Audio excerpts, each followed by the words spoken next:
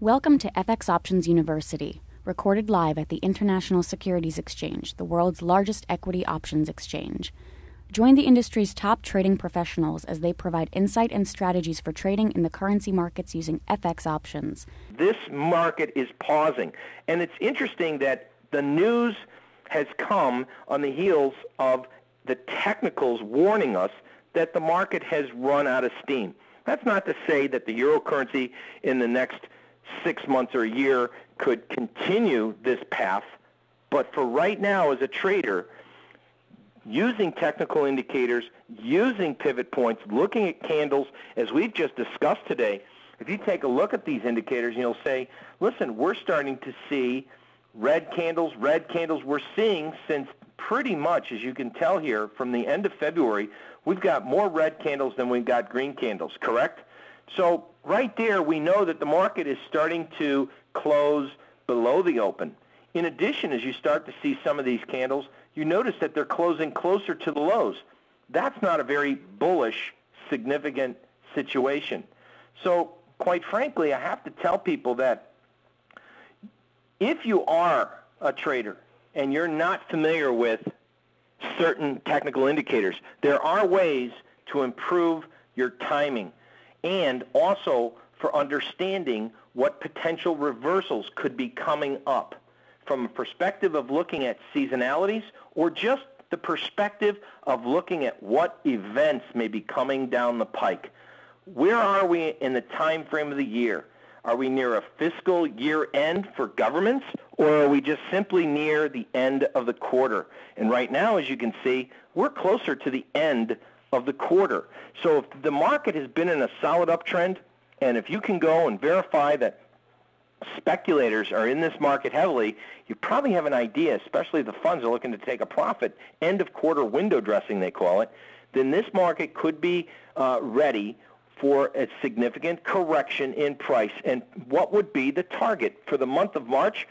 71.75.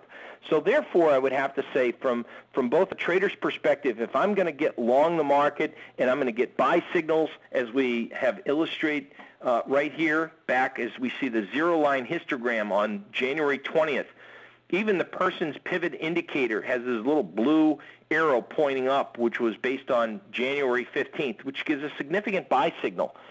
Now we have to say, okay, where's the market going to go? Well, the pivot analysis says 73, and we conclude the month of January, and the pivot analysis is expanded to say we could go up to 74.45. Notice that even our MACD histogram, once we had that zero line crossover from the MACD, the market momentum started to build. Prices still went up, but the momentum started to fade. Prices started to go up, but the momentum started to fade. Using both stochastics, MACD, and even person's pivots would help a trader to identify, A, what the sense of the market direction is, B, the two elements that we talked about. When is a reversal likely to happen, and at what price? And those are some of the indicators that I think many traders could utilize and help them in the future. So for some of the people, I'm not sure if we have a chance. I'd like to sit there. I know what we had a lot of questions, which indicators, what settings are. One of the questions that I'd like to answer is, first off, for stochastics, I always like to use fast stochastics because I don't want to use an indicator that's slower or much more lagging in nature. So therefore, I like to utilize the fast stochastics. As far as MACD, I really do not find it an advantage to change the parameters as was first designed by Gerald Appel. Gerald Appel is the creator of MACD. So therefore, I like to use the traditional parameters, which is 12, 26, 9 settings. I like to look at not only the histogram, but I also like to utilize the indicator in itself to help me identify if a market is starting to lose momentum.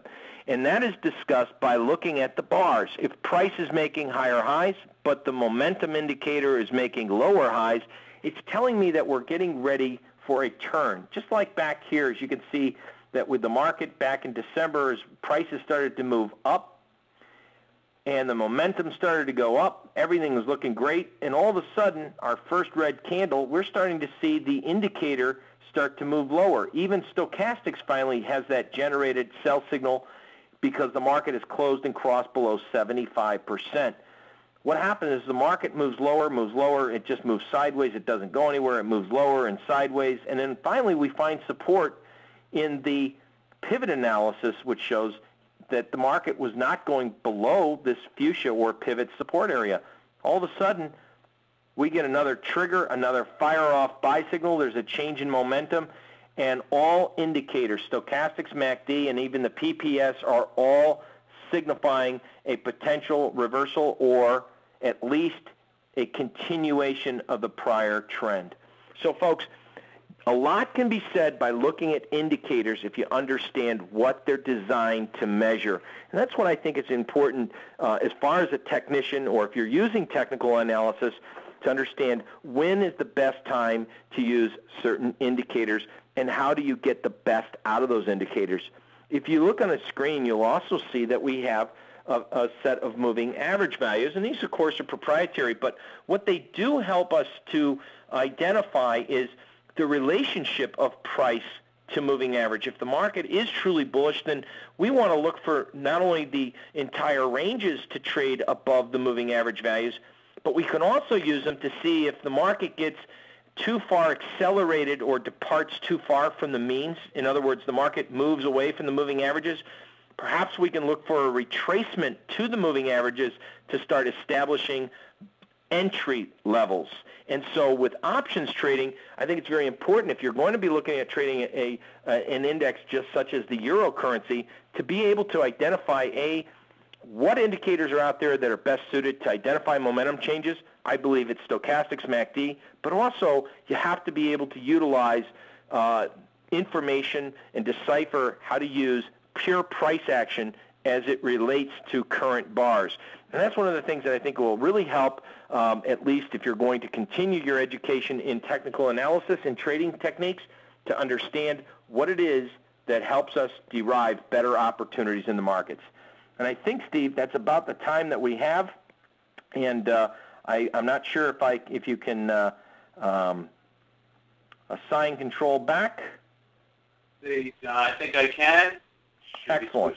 Thank you, Steve. So hopefully, if we have a couple other questions, maybe we have some time. Folks, I'd like to introduce, if you're interested, we do some educational events as well. We have a newsletter. If you're interested in some of our tutorials and you want a free trial to our updates and newsletter information, and also to an indicator library for some of my trading systems and libraries, you certainly can come visit our website. Come email us at johnp@nationalfutures.com.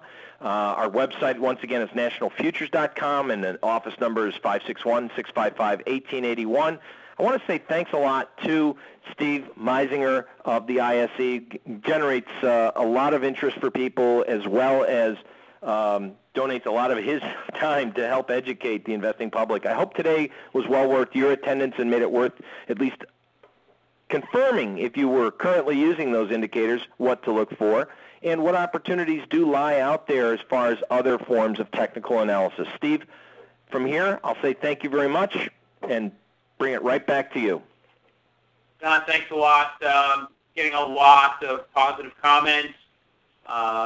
People are asking how they can watch this again, and you can come back to the ISE website or actually go to fxoptions.com/events, and you can listen to all of John's presentations and the other speakers. And in fact, I want to give some kudos, John, because the last time you were here, about 8-9 weeks ago or something like that, you said be careful because the dollar was rallying a bit, and you said based on seasonality, you saw the dollar rally extending a bit further. It's exactly what happened. So thanks again, John, for your insight into the marketplace. Thank you for participating in this week's session. Get trading ideas, exchange rates, webinars, news, and commentary. Visit www.fxoptions.com. ISE FX options can be easily traded through all options-enabled brokerage accounts. These exchange-listed securities are cash-settled in U.S. dollars and have a European-style exercise.